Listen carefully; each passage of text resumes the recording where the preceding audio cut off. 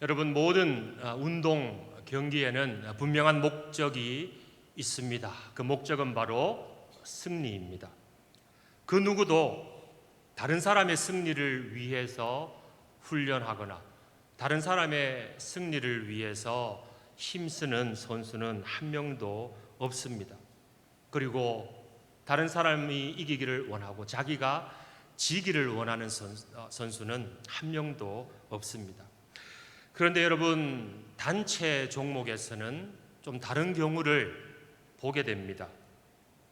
팀 승리라는 큰 목표를 이루기 위해서 자신을 희생하는 장면들이 나옵니다.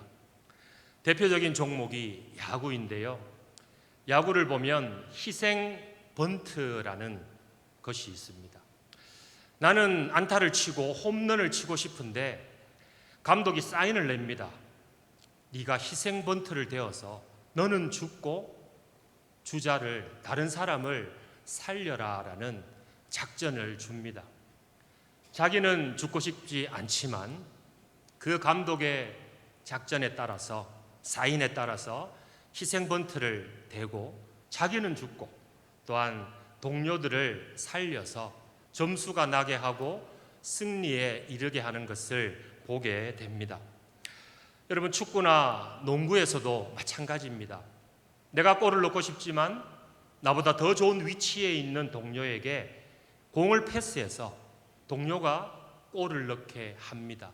그렇게 도움을 주기도 합니다. 여러분, 이처럼 혼자가 아닌 이 공동체 속에서는 누군가의 희생이 있어야 합니다. 그 희생으로 말미암아 그 공동체가 빛이 나게 되고 그 희생으로 말미암아 그 공동체가 세워진다라는 것입니다. 가정 공동체도 마찬가지입니다. 부모의 희생이 가정 가운데 있지 않습니까? 담임 목사님께서 장례 때마다 하시는 말씀이 있습니다. 뿌리 없는 나무가 있을 수가 없다. 부모 없는 자식이 있을 수가 없다. 이 말씀에 유족들이 많은 그런 위로를 받는 것을 보았습니다. 여러분, 부모의 희생이 또한 가정을 살리는 줄 믿습니다. 저희 집에 초등학교 5학년 남자아이가 한 명 있습니다. 한 번에 이런 소리를 합니다. 우리 집에서 아빠가 나이가 제일 많고 힘이 세고 남자니까 당연히 아빠가 희생해야 된다. 저보고 희생을 강요하더라고요. 저는 가정에서 희생하고 있습니다. 여러분, 우리의 신앙도 그렇습니다. 세상은 자신의 성공과 자신의 승리를 추구하라고 이야기하지만 하나님께서는 다른 사람을 살리고 공동체를 위해서 자신을 내어주는 삶을 가르칩니다. 요한복음 말씀해 보시면 사람이 친구를 위하여 자기 목숨을 버리면 이보다 더 큰 사랑이 없다고 말씀합니다. 여러분, 희생은 단순히 손해를 보는 것이 아니라 자신을 내어주어서 더 큰 사랑을 이루는 것입니다. 예수님은 이 말씀을 하신 후에 자기 자신을 희생 제물로 드리셨습니다. 인자가 온 것은 섬김을 받으려 함이 아니라 도리어 섬기려 하고 자기 목숨을 많은 사람의 대속물로 주려 함이니라. 예수님은 희생을 말로만 하신 분이 아니라 몸소 직접 보여주셨다라는 것입니다. 내가 진실로 진실로 너희에게 이르노니 한 알의 밀이 땅에 떨어져 죽지 아니하면 한 알 그대로 있고 죽으면 많은 열매를 맺느니라. 아멘. 여러분, 희생은 끝이 아니라 열매의 시작인 줄 믿습니다. 누가복음의 말씀은 우리가 한번 읽어보도록 하겠습니다. 시작. 아무든지 나를 따라오려거든 자기를 부인하고 날마다 제 십자가를 지고 나를 따를 것이니라. 아멘. 여러분, 예수님을 따르는 삶, 그 제자의 삶은 당연히 자기를 부인하는 희생의 삶입니다. 제자의 삶에는 희생의 십자가가 있는 것입니다. 우리 마태복음 16장의 말씀도 함께 읽겠습니다. 시작. 누구든지 제 목숨을 구원하고자 하면 잃을 것이요 누구든지 나를 위하여 제 목숨을 잃으면 찾으리라. 아멘. 여러분, 하나님 나라에서는 희생이 곧 참된 승리인 줄 믿을 수 있기를 주님의 이름으로 축복합니다. 사랑하는 성도 여러분, 이것이 하나님의 마음입니다. 이것이 예수님의 정신입니다. 성경의 중심은 예수 그리스도시며 예수님의 사역의 중심은 십자가의 희생인 줄 믿습니다. 그러므로 성경은 처음부터 끝까지 희생을 통해 구원을 이루신 하나님의 역사, 하나님의 사랑의 이야기가 계속해서 기록되고 있는 것입니다. 오늘 우리가 읽은 예레미야 45장에는 주인공이 아닌 마치 조연과 같은 그런 희생의 삶을 살았던 바룩이라는 사람이 등장합니다. 여러분, 바룩은 어떤 사람입니까? 1절 말씀에 보면 네리야의 아들로 소개하고 있습니다. 바룩의 아버지 이 네리야의 집안은 대대로 여러 왕들에 걸쳐서 왕실의 업무를 담당했던 것으로 보입니다. 바룩의 형제 시라야도 왕실의 고위 관리였고 이 바룩도 당시에 서기관이었습니다. 여러분, 이 바룩은 명문가 출신의 엘리트 가문의 또한 엘리트였습니다. 그러나 그는 하나님의 뜻을 위해서 자신의 인생을 드렸다라는 것입니다. 하나님께서는 예레미야 선지자가 예언을 시작한 지 약 23년이 되었을 때에 예레미야에게 이렇게 말씀하셨습니다. 내가 지금까지 말한 말들을 두루마리에 기록하라. 그리고 예레미야는 이 일을 당시 서기관이었던 바룩에게 맡겼습니다. 그래서 바룩은 예레미야가 받은 하나님의 예언의 말씀을 받아 적는 일, 그 두루마리 책에 받아 적는 일을 했다라는 것입니다. 그런데 여러분, 생각해 보십시오. 당시에 이 일은 매우 힘든 일이고 또한 매우 위험한 일이었습니다. 왜냐하면 당시에 그 양피지 두루마리에 말을 글로 기록한다는 것은 매우 힘든 작업이었습니다. 그리고 예레미야를 통해서 예언된 하나님의 말씀이 어떤 말씀이었습니까? 유다의 백성들의 죄악에 대한 말씀이었고 또한 유다에 대한 심판의 메시지였습니다. 그 내용도 아주 무거운 내용이었습니다. 여러분, 바룩이 어떻게 했을까요? 바룩은 이것을 하나님께서 자신에게 주신 사명으로 여겼습니다. 그래서 그 두루마리 책에 예언의 하나님의 말씀을 기록하는 일을 했다라는 것입니다. 여러분, 이 어려운 일을 하지 않아도 바울은 충분히 편한 생활을 할 수 있었습니다. 그러나 이 바룩은 모든 것을 포기하고 하나님의 뜻에 순종하는 희생의 삶을 살아갔다라는 것입니다. 그런데 여러분, 문제가 생겼습니다. 하나님의 부르심을 따라서 이 귀한 사명을 감당하는데 그에게 닥쳐온 상황이 매우 어렵고 힘든 상황이었습니다. 36장 23절의 말씀을 우리가 한번 읽어보도록 하겠습니다. 시작. 여호디가 서너 쪽을 낭독하면 왕이 칼로 그것을 연하여 베어 화롯불에 던져서 두루마리를 모두 태웠더라. 아멘. 여러분, 바룩이 힘들게 고생해서 기록한 그 두루마리 책이, 그 예언의 말씀이 왕의 손에 들어가서 낭독이 되었을 때에 어떻게 되었습니까? 왕이 칼로 두루마리를 베어서 화롯불에 던져서 그 두루마리를 모두 태워버린 것입니다. 그리고 심지어 왕은 서기관 바룩과 선지자 예레미야를 잡으라는 또한 명령을 내립니다. 여러분, 순종과 희생의 대가가 이런 것입니까? 하나님의 뜻에 따라서 편한 생활을 내려놓고 어려운 길을 택하여 희생하며 정말 힘들게 하나님의 그 예언의 말씀을 받아 적었는데, 사명을 감당했는데, 그 예언의 말씀을 듣고 사람들이 변화되고 하나님 앞에 엎드려서 놀라운 일들이 일어나기는커녕 오히려 어려움만 찾아옵니다. 놀라운 역사도 없고 변화도 없고 여전히 생명의 위협을 느끼는 그 위험이 계속해서 바룩에게 찾아오고 있는 것입니다. 그때에 하나님께서 이 예레미야를 통하여서 말씀하십니다. 36장 28절의 말씀 우리가 함께 읽어보도록 하겠습니다. 시작. 너는 다시 다른 두루마리를 가지고 유다의 여호야김 왕이 불살은 첫 두루마리의 모든 말을 기록하고. 아멘. 여러분, 하나님께서 무슨 해결책을 주신 것이 아니라 위로의 따뜻한 말을 주신 것이 아니라 다시 기록하라, 다시 이 일을 하라, 그 어렵고 힘든 일을 다시 하라라고 말씀합니다. 다시 두루마리를 가지고 불타 없어진 그 첫 두루마리에 기록된 말씀을 다시 기록하라라고 말씀합니다. 여러분 같으면 마음이 어떻겠습니까?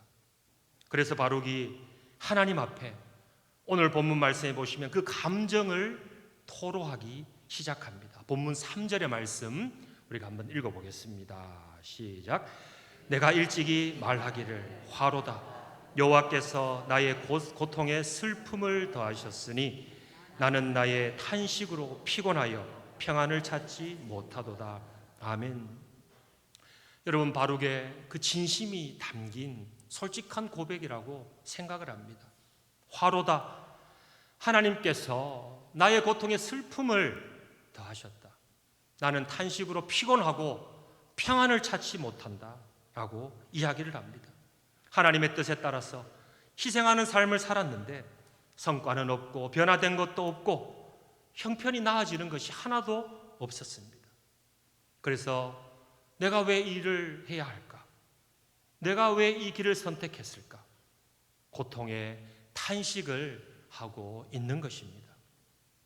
사랑하는 성도 여러분, 저는 오늘 이 바룩의 모습을 보면서 이 모습이 저와 여러분의 모습이 아닐까 생각해 보았습니다. 하나님께서 저와 여러분을 불러주시고 사명을 감당케 하셨습니다.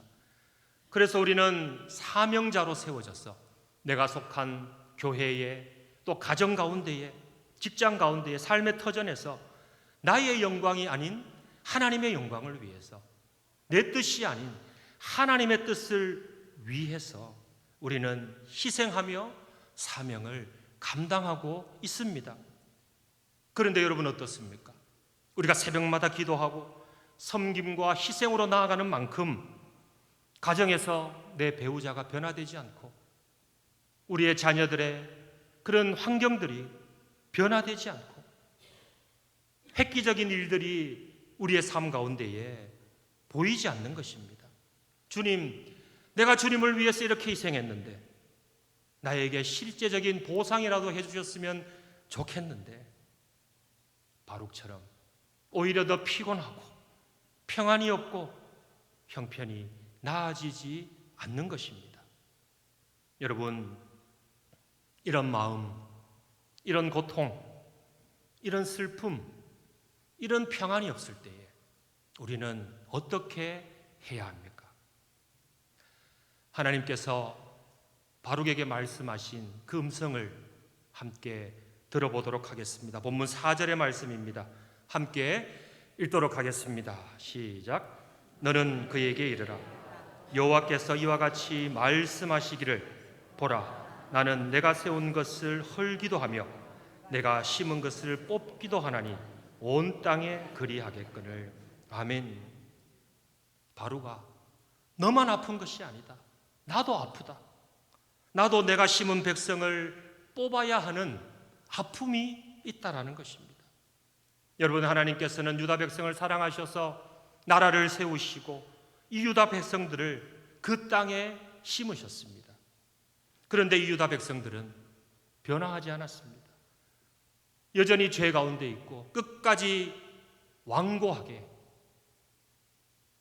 마음을 하나님께 드리지 않고 회개하지 않았습니다. 그래서 하나님은 내가 직접 심었는데 뽑아야 하고 내가 직접 세웠는데 헐어야 한다. 바로가 내 마음을 알겠니? 하나님께서는 그 바룩의 고통을 하나님께서는 같은 심정으로 같은 마음으로 같이 이해하고 있는 모습입니다. 할렐루야. 그래서 하나님께서는 그 고통 가운데 있는 바룩에게 찾아오셔서 이렇게 말씀하시는 것입니다. 내가 너의 희생을 알고 있다. 내가 너의 수고를 알고 있다. 내가 너의 마음을 이해하고 있다. 그러나 그럼에도 불구하고 다시 가라. 다시 가서 사명을 감당해라. 그 어렵고 힘든 일을 다시 하라고 말씀하십니다. 여전히 이 바룩을 그 희생의 자리에 두고 계신 하나님의 마음입니다. 사랑하는 성도 여러분, 하나님께서는 지금 우리의 마음과 지금 우리의 심정과 고통을 다 알고 계시고 또 우리의 마음을 이해하고 계신 줄 믿습니다. 바룩에게 다시 가라라고 한 그 자리가 우리에게도 사명의 자리인 줄 믿습니다. 다시 가서 말씀을 그대로 다시 기록하라고 한 것은 우리가 지킬 사명인 줄 믿을 수 있기를 주님의 이름으로 축복합니다. 그리고 여러분, 이어서 하나님께서는 바룩에게 한 가지 약속을 더하여 주십니다. 본문 5절의 말씀을 우리가 함께 읽어보도록 하겠습니다. 시작. 내가 너를 위하여 큰 일을 찾느냐? 그것을 찾지 말라. 보라, 내가 모든 육체에 재난을 내리리라. 그러나 내가 가는 모든 곳에서는 내가 너에게 내 생명을 노량물 주듯 하리라. 여호와의 말씀이니라. 아멘. 바룩아, 네가 너 자신을 위해서 큰 일을 찾느냐? 그것을 찾지 말라는 것입니다. 너의 희생은 오직 하나님을 위하여, 하나님의 영광을 위하여, 하나님의 뜻을 위하여 하라라는 말씀입니다.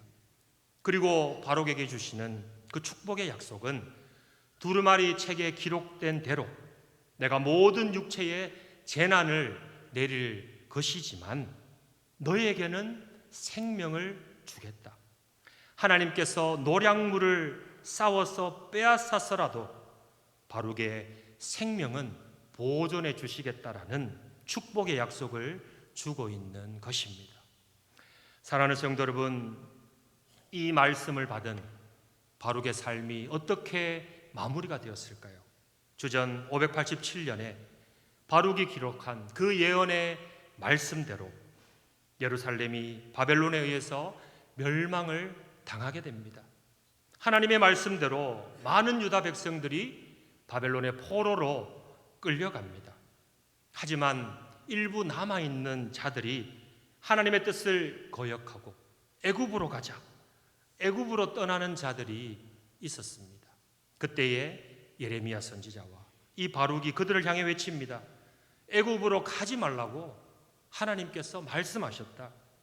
하나님의 뜻은 너희가 애굽에 가서 평안히 사는 것이 아니라 우리가 바벨론의 포로가 되어서 그 과정을 통해서 회개하는 것이고 우리를 찢으셨으나 도로 낫게 하시는 하나님의 은혜를 경험하는 것이다.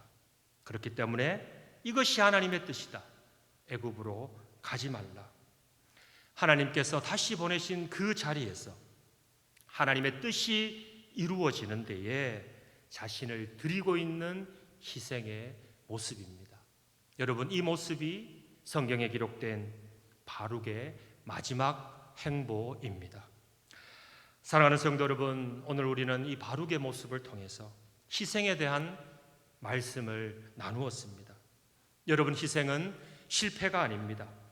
하나님께서 가장 존귀하게 사용하시는 승리의 길인 줄 믿을 수 있기를 바랍니다. 오늘 또 하나님은 그 희생의 결과가 보이지 않는 모습, 그 모습 때문에 우리가 때로는 피곤해하고 낙심하고 또한 어려워하는 우리에게 동일하게 말씀하십니다. 다시 가라. 다시 부모의 자리로, 다시 직분자의 자리로, 다시 교사의 자리로, 기도의 자리로, 예배의 자리로, 사명의 자리로 다시 가라라고 말씀하고 있습니다. 우리가 힘들지만 여전히 우리를 그 희생의 자리에 두고 계신 것입니다. 성도 여러분, 우리의 희생을 주님께서는 다 알고 계십니다. 주님의 그 깊은 마음으로 이해하고 계신 줄 믿습니다. 그래서 우리의 삶과 생명을 보존하시고 우리를 끝까지 지켜주실 줄 믿습니다. 이 하나님의 사랑, 예수 그리스도의 십자가의 희생, 우리가 마음속에 기억하면서 우리에게 허락하신 그 사명의 자리, 힘들고 어렵지만 다시 가라 라고 말씀하시는 그 하나님의 음성으로 다시 가서 귀한 사명 잘 감당하는 덕천의 모든 성도님들 될 수 있기를 주님의 이름으로 축원합니다.